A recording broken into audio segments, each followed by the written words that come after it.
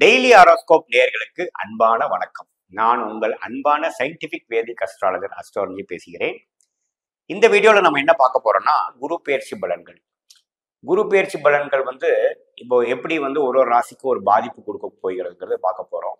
பொதுவாக பார்த்தீங்கன்னா இப்போ பிளானட்டரி பொசிஷன்ஸ், அதாவது கிரக நிலைகள் எப்படி இருக்குன்னு பார்க்கும் பொழுது கேது கன்னியிலும் ராகு மீனத்திலும் இருக்கிறார், சனி கும்பத்தில் இருக்கிறார்.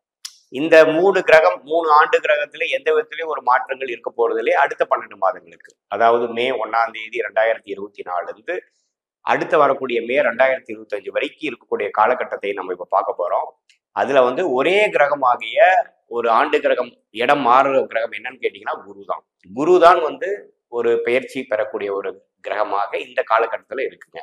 ஸோ குரு மேஷத்துல இருந்து ரிஷபத்துக்கு மே 1, 2024 இடம்பெறுகிறார். அந்த மாற்றம் எப்படி ஒரு ஒரு ராசிக்கும் ஒரு பாதிப்பையோ ஒரு நல்ல ஒரு விஷயத்தையோ ஒரு முன்னேற்றத்தையோ கொடுக்க போகிறது என்று நம்ம பார்க்க போறோம். அதுக்கு முன்னாடி பாத்தீங்கன்னா ஜென்ரலா இப்போ மேஷத்துல இருக்கிற குரு ரிஷபத்துக்கு மாறினாருன்னா உலகளாவிய மாற்றங்கள் என்ன இருக்க போகுது அப்படிங்கிற மாதிரி பார்க்கும் பொழுது ரிஷபம் பாத்தீங்கன்னா காலபுருஷ தத்துவத்துல 2ஆம் ராசியாக வருகிறது. ஸோ 2ங்கிறது என்ன? குடும்பம், ஃபினான்ஸ், தனம், வாக்கு, இந்த மாதிரி விஷயங்கள் ஒரு நல்ல ஒரு குரு எந்த ஒரு பாவத்தையும் வளர்க்கக்கூடிய ஒரு கிரகமா இருக்கிறதுனால, மிகப்பெரிய ஒரு சுப கிரகமா இருக்கிறதுனால குரு இந்த ரிஷபத்தில் இருக்கக்கூடிய காரத்துவமாகிய கலை சார்ந்த விஷயங்கள், சுக்கிரனின் காரத்துவமாகிய மீடியா ரிலேட்டடான ஒரு துறைகளை நல்ல முன்னேற்றத்தை பெற போகிறார்கள். பெண்கள் சம்பந்தப்பட்ட விஷயத்திலேயே நல்ல ஒரு முன்னேற்றத்தை கொடுக்க போகிறது. அதே சமயத்துல தனம், ஃபினான்ஸ் உள்ள விஷயங்கள், பேச்சு சம்பந்தப்பட்ட விஷயங்கள், அதே சமயத்துல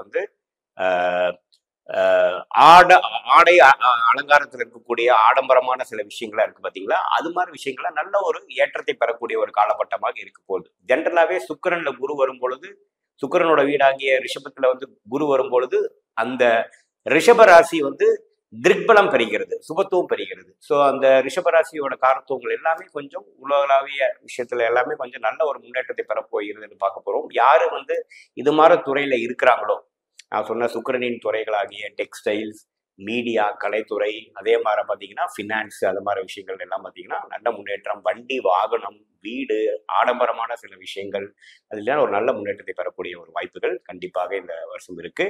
அதே மாதிரி குரு கன்னி, விருச்சிகம், மகரத்தை பார்க்கிறார். அதோட 5ஆம் பார்வையாக, 7ஆம் பார்வையாக, 9ஆம் பார்வையாக பார்க்க போகிறதுனால கன்னியை ரெப்ரசன்ட் பண்ணக்கூடிய நல்ல ஒரு நுணுக்கமான சில சயின்டிஃபிக்கான சில டெவலப்மெண்ட்ஸுங்க, ஒரு புதிய டெவலப்மெண்ட்ஸ் எல்லாம் நம்ம பார்க்கக்கூடிய விஷயங்கள் இருக்கு.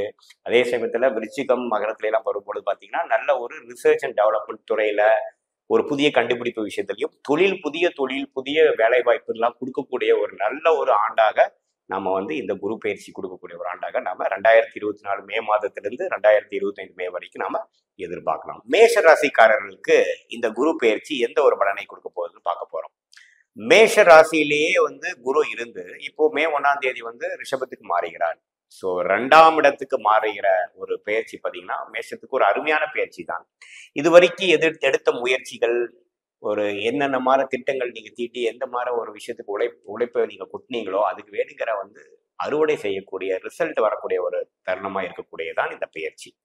மேஷ ராசிக்காரர்கள் ஒரு ஒரு கல்யாணத்தை எதிர்பார்க்கிறவங்களா இருந்தாலும் சரி, ஒரு ஆல்ரெடி கல்யாண மாணவர்கள் ஒரு குழந்தை பேர் எதிர்பார்க்கிறவங்களா இருந்தாலும் சரி, ஒரு நல்ல ஒரு பலனை கொடுக்கக்கூடிய ஒரு குரு பயிற்சியா தான் மேஷராசிக்காரர்கள் இருக்கு. ஆனா 2ஆம் இடத்துல வரக்கூடிய ஒரு குரு பாத்தீங்கன்னா குடும்பம், இந்த ஃபினான்ஸ், தனம் எல்லாத்தையுமே ஓரளவுக்கு வளர்க்கக்கூடிய ஒரு நல்ல ஒரு மாற்றத்தை கொடுக்கக்கூடிய ஒரு அம்சமா தான் மேஷராசிக்காரர்களுக்கு இருக்கிறது. 2ஆம் இருக்கக்கூடிய குரு பார்த்தீங்கன்னா 6ஆம் இடத்தை பார்க்கிறார். ஸோ ஏதோ ஒரு கடனை பெற்று ஏதோ ஒரு இன்வெஸ்ட்மெண்ட், சுப விரயங்கள் பண்ணக்கூடியது, ஃபியூச்சருக்கு யூஸ் ஆகிற மாதிரி சில விஷயங்கள் பண்றது, ஒரு சுப கடனை வாங்கக்கூடிய அமைப்புகள் இருக்கு. சில மருத்துவ செலவுகள் அப்படி இப்படி வந்துட்டு போகக்கூடிய வாய்ப்புகளும் உண்டு. 8ஆம் இடத்தையும் பார்ப்பதனால் என்ன ஆகுதுன்னா பார்த்தீங்கன்னா கொஞ்சம்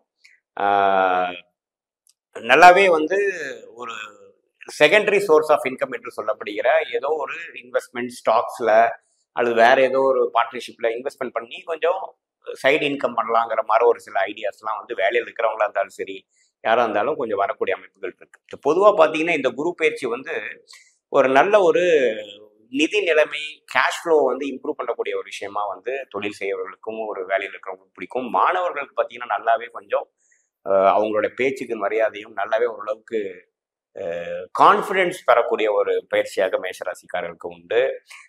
காதல் இருக்கக்கூடியவங்களுக்குலாம் பார்த்தீங்கன்னா எப்படா நமக்கு கல்யாணம் நடக்கும், ஒரு 2-3 வருஷமாவே இழுவையா இருக்கே, பெற்றோர்கள் வந்து சம்மதிக்கிறது வந்து கொஞ்சம் ரிஸ்கா இருக்கேங்கிறதுலாம் பார்த்தீங்கன்னா ஒரு நல்ல ஒரு ரிசல்ட் கிடைக்கக்கூடிய ஒரு மாற்றத்தை கொடுக்கக்கூடிய ஒரு இதாக இருக்குது. ஏன்னா குரு எப்பவுமே 2ஆம் இடம் என்று சொல்லப்படுகிற குடும்ப தன வாக்குஸ்தானத்துக்கு வர்றது வந்து ஒரு நல்ல விஷயமா தான் இருக்குதுங்க.